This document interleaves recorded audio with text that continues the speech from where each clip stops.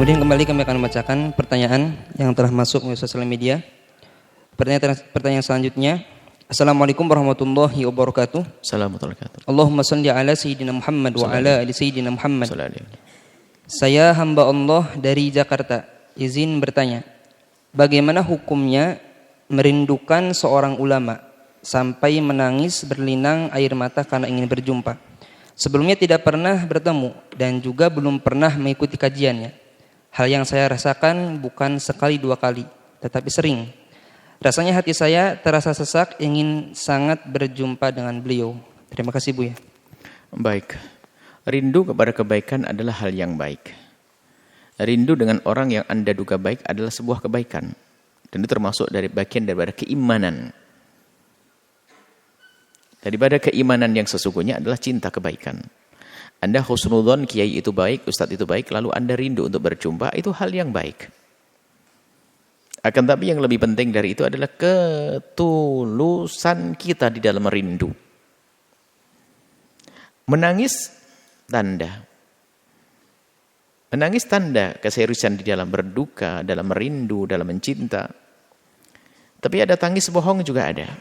Ada orang yang memang cengeng. Ada apa-apa bisa menangis. Sehingga tangis sudah tidak ada artinya lagi. Sebab bagi dia gampang. Kayak keran saja dibuka langsung nangis. Bisa saja itu. Tapi kalau ini tangis itu berangkat dari kerinduan hati Anda yang dalam kepada seorang ulama, maka sah. Nah, tanda kerinduan itu tidak cukup dengan tetesan air mata. Kalau seandainya mendengar petuahnya bakal dengar atau tidak, kan itu. Kalau hanya sekedar kita pengen dekat dengan ulama, ulama mahal. Dekat dengan ulama saja kita langsung naik pangkat. Wah, dekat sama itu ya, gitu. Ya, hati-hati, bisa saja niatnya jelek, kita ingin dekat dengan ulama. Maka yang perlu dicek kembali adalah ketulusan kita di dalam mengaku kalau kita rindu kepada ulama. Sebab kalau kita rindu yang sesungguhnya, Allah akan beri. Biarpun seandainya ternyata ulama itu pembohong, enggak. Urusan kita dengan Allah, husnudzon kita kepada seorang alim adalah keberkahan, kebaikan. Kalaupun orang alimnya ternyata pembohong, Allah akan ganti, Allah akan kirim kebaikan. Husnudzon itu penting. Nah ini maka Anda benar. Tinggal ketulusan Anda yang harus Anda tingkatkan. Benar, rindu dan sungguhnya.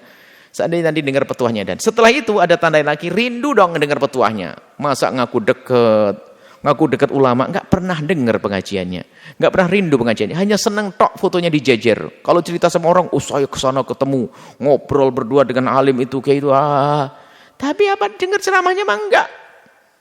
Aneh banget dia. Yang lain paham, dia nggak ngerti. Yang lain bisa mengamalkan ini, dia enggak. Karena apa? Dia bukan dekatnya benar-benar karena Allah dan ingin belajar. Hanya sekedar kalau dekat dengan orang lebih banyak peluang bisnis, bisa koneksi banyak. Itu saja. Niatnya enggak benar. Ada orang semacam itu. Anda jangan seperti itu. Kedekatan yang tulus ditandai adalah dengan kepatuhan dengan petuah-petuahnya. Kemudian di saat kita dekat dengan seorang alim, bukan karena kita ingin dapatkan penghargaan, tapi tulus. Nah, kalau benar Allah akan kasih kepada kita. Itu saja. Jadi yang perlu dibuktikan adalah ketulusan kita. Ketulusan kita dalam mencintai seorang alim, dan itu sah, dan itu sebuah kemuliaan, mengidolakan. Hadiri pengajiannya. Tanda juga senang dengan pengajiannya.